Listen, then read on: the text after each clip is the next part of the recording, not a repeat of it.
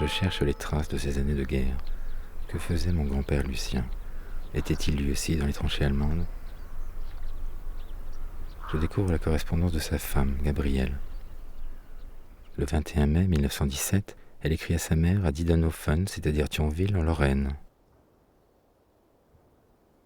Lundi, chère maman, je viens de recevoir ta carte. Malheureusement, nous ne pourrons pas tous venir chez toi, car Lucien n'est plus ici. Il a reçu une réquisition et il est parti samedi avec plusieurs autres personnes. Jusqu'à présent, je n'ai eu aucune nouvelle et je ne sais pas où il se trouve. Une semaine plus tard, elle apprend que Lucien est à l'hôpital militaire de Stolp, en Poméranie, non loin du front germano-russe. Elle lui écrit au verso d'une photo montrant leurs 3 enfants. Bonne nuit, papa. Gute Nacht, papa. Alors, Feldpostkarte. Sarrebourg-Lothringen. 7517. Alors, mon frère avait ses boucles encore. C'est donc une carte que nous avons envoyée à mon père avant d'aller le rejoindre, puisque je vois que nous avions encore des cheveux, mes frères et moi, n'étions pas encore tondus. Donc, nous envoyons ça à papa, oui, à Stolp. Et donc, ça prouve que nous l'avons rejoint seulement après 1917. Samedi, 3h. Cher Lucien, je t'envoie la photo des enfants, qui j'espère te plaira. Bon baiser des enfants et bon baiser de tous les tiens. Eh bien donc, moi je suis née en 1915, c'est-à-dire après le début de la guerre de 14-18. Et papa, mon père, Lucien Gasser, a été enrôlé en tant qu'infirmier parce qu'il ne voulait pas être embauché dans l'armée allemande, il ne voulait pas combattre sous l'uniforme d'Allemands. Donc il a réussi à être nommé infirmier et il a été à Sarrebourg pendant 2 ans. Et un jour, il a été espionné par un Allemand qu'il a entendu qui préparait un complot contre les Allemands. Et en punition, on l'a envoyé en Poméranie. Et maman est allée le rejoindre avec mes 2 frères, Georges, Pierre et moi, et une jeune domestique, est allée le rejoindre en Poméranie. Et en passant à Berlin, elle a entendu des Allemands, nous sommes allés au restaurant avec elle, elle a entendu des Allemands qui disaient « Oh, les sales Franzoses ». Et elle nous a tous les 3 emmenés chez le coiffeur, elle nous a fait tondre à ras-le-bol, comme des petits Allemands. Lettre de Gabrielle à sa mère, envoyée depuis Stolp, en Poméranie, le 24 juin 1917. Samedi, chère maman. Nous sommes arrivés à Berlin à midi, nous avons mangé là-bas, et nous sommes repartis aux environs de 3 heures. Le voyage était très long, mais je l'ai bien supporté. Le but était tellement beau. Nous sommes arrivés vers 10h du soir. J'étais contente d'apprendre que Lucien travaille dans un bureau de 8h à midi et de 3h à 6h. Son travail est agréable. Elle savait qu'elle serait brimée et que ça n'allait pas être facile. Partir là-bas avec 3 jeunes enfants. Nous étions déjà très mal vus. Maman faisait la queue tous les jours pour obtenir des rations de pain et de lait pour ses enfants. Et chaque fois que son tour arrivait, on la renvoyait à la queue en disant « La sale Franzose, elle peut attendre ». Quand papa est arrivé là-bas, on lui a fait nettoyer les planchers avec une brosse à dents, tellement il était mal vu. Le 16 août 1917. Chère maman, comment ça va chez toi? Ici, ça va très bien. Nous commençons à prendre des couleurs. C'est la petite qui est la plus bronzée. Nous allons déménager à la fin du mois prochain, dans un très bel appartement. Je t'écrirai plus longuement. Il est déjà presque 10h. Lucien est retourné dormir sur sa paillasse d'hôpital. Je sais maintenant où était Lucien, en Poméranie, vers le front Est.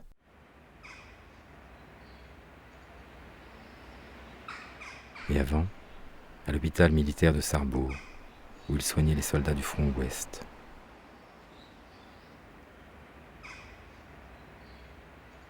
On raconte qu'il a eu Adolf Hitler comme blessé. C'est très possible. Pourquoi pas dans ce bâtiment, derrière la fenêtre, en compagnie des autres infirmiers de l'équipe. Lucien est là, à droite. C'est la seule photo que je possède de lui, à cette époque. Pourtant, je sais bien qu'il y en a une autre. Une photo où on le voit habillé en militaire. Et cette photo, dans ma famille, on refuse de me la montrer. Mon grand-père en militaire allemand. Encore un autre fantôme. Pourquoi se défendre comme ça? Oui, les gens ont beaucoup de mal à comprendre. Et très souvent, ils imaginent que papa, du fait qu'il a fait ses études en allemand, est né allemand, était allemand, de sentiment. Et j'ai beaucoup de mal avec les belles familles de mes enfants, par exemple, qui me posent de nombreuses questions. Évidemment, papa a été enrôlé, il a été enrôlé, mais non pas comme militaire, puisqu'il était infirmier. J'estime déjà que c'était pas mal qu'il ait réussi à obtenir ce poste. Mais ça ne veut pas dire pour autant que ses sentiments étaient pro-allemands, puisqu'il a été envoyé en Poméranie en punition de ses sentiments. Je n'ai pas la photo de Lucien en militaire allemand, mais j'ai son témoignage oral. Moi, j'étais du Conseil d'ouvriers soldats, j'étais soviète à ce moment-là. On avait tous les pouvoirs. Quand ils ont eu une révolution en Allemagne. Alors un jour, il arrive deux marins à Sarrebourg. La révolution... Lucien raconte le soviet de Sarrebourg, en novembre 18, pendant la révolution allemande. L'Empire s'est écroulé et un soviet d'ouvriers, paysans, soldats se met en place dans la ville. Lucien est élu représentant des soldats. Céleste Lévesque et moi, nous présentions les soldats, j'étais encore en uniforme, moi. Nous présentions les soldats.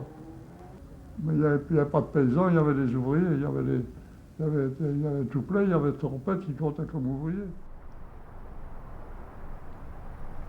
Sarrebourg, fin 1918. La révolution a échoué, la guerre est finie, la Lorraine redevient française. Lucien emménage dans cette nouvelle maison, dans une rue rebaptisée Avenue de la Victoire. La victoire sur qui? Je me demande bien. Si je fais le bilan des 4 dernières années, on peut dire que mon grand-père a été successivement infirmier militaire du Reich, patriote lorrain exilé en Poméranie, soldat révolutionnaire dans un soviet allemand, et maintenant citoyen de la République française.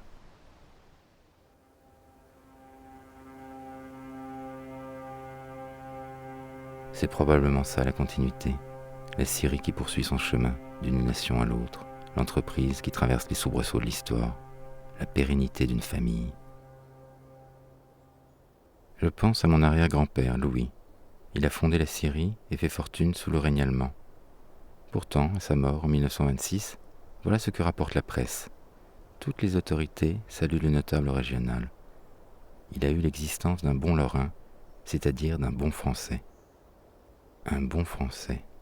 Est-ce que l'histoire de la Lorraine ne commence qu'en 1918 ?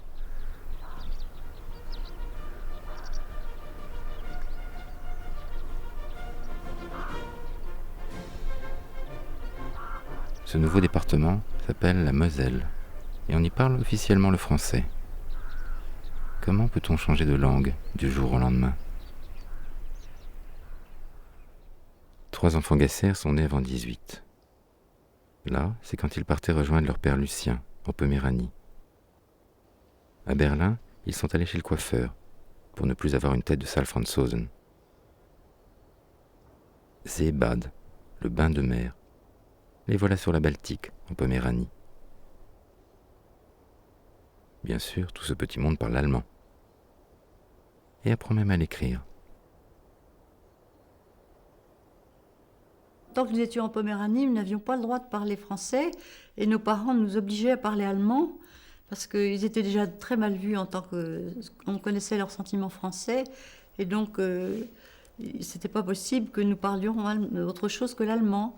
Et nous le parlions couramment à l'époque, mais nous l'avons complètement oublié parce que dès que nous sommes rentrés en Lorraine, nos grands-parents étaient désespérés, ne nous comprenaient pas d'abord et étaient désespérés de savoir que nous parlions allemand.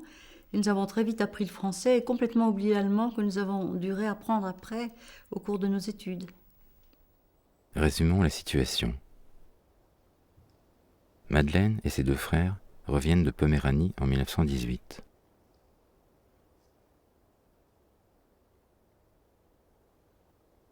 Leur grand-mère, qui ne parle pas l'allemand, ne les comprend pas. Mais leur grand-père, Louis, a toujours pratiqué les 2 langues. l'allemand pour les affaires et le français en famille. Aujourd'hui, c'est le contraire.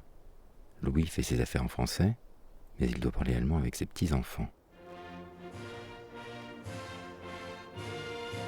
À nos enfants de la patrie. Ma mère, Monique, naît en 1920. Elle ne saura jamais un seul mot d'allemand. Pas plus que Jacqueline, la petite dernière, née en 1922. Voilà une famille lorraine de 5 enfants. 3 sont nés allemands, les 2 autres français.